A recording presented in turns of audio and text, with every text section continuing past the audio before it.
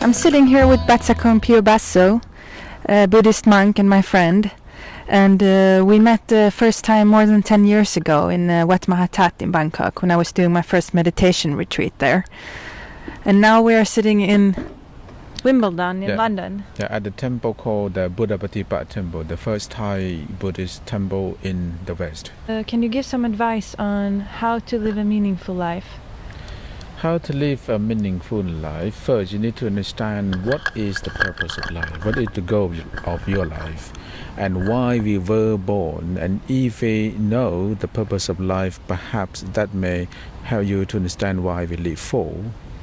So from the Buddhist point of view, the goal of life is to be a better person. We were born as a human being in order to improve our ability. Okay, so the key to finding meaning or feeling meaning in your life is to, first of all, find your purpose, you say? Yeah.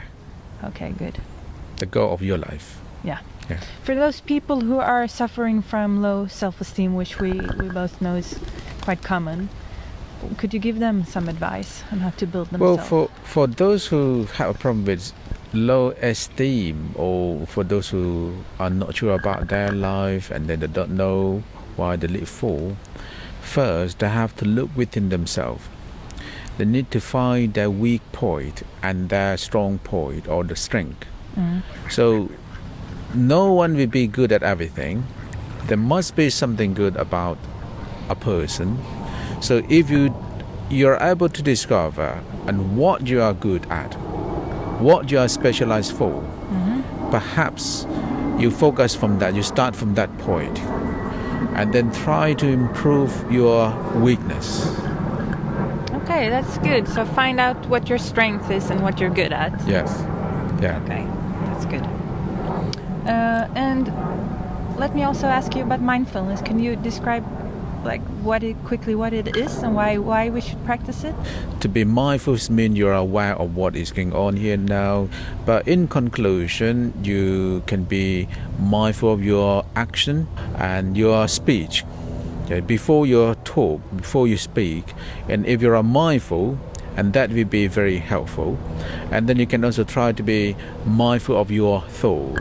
So there are both good and bad thought. Whenever there is bad thought, you just know it.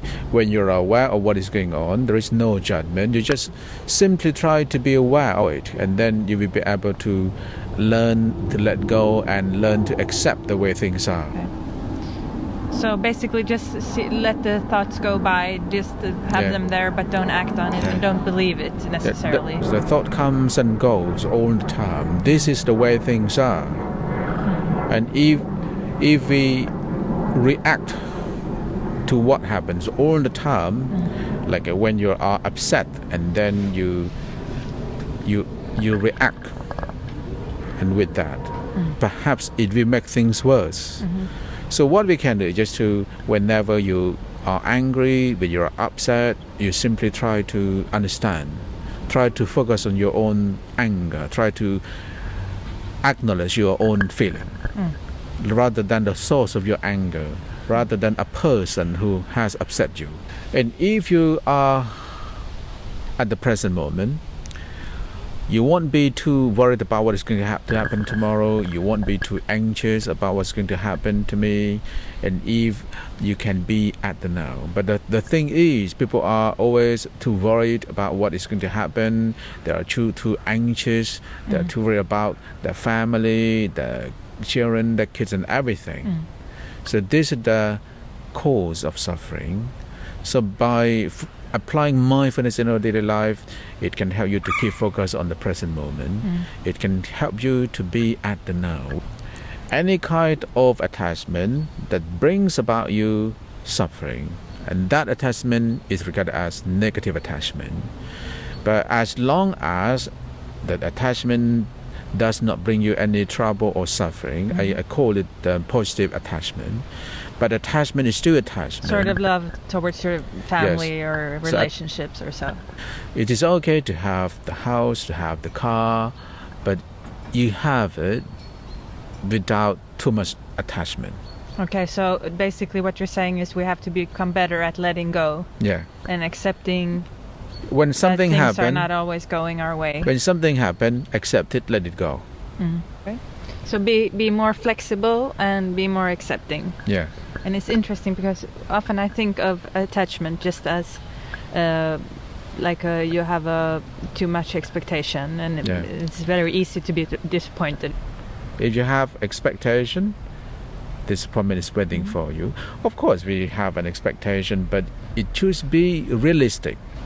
Okay, so to sum it up a little bit, you're basically saying that we should find the purpose of our lives. We should do good things to others. We should find our own strength, or like going with the flow and letting go of things. In your life. Okay, great.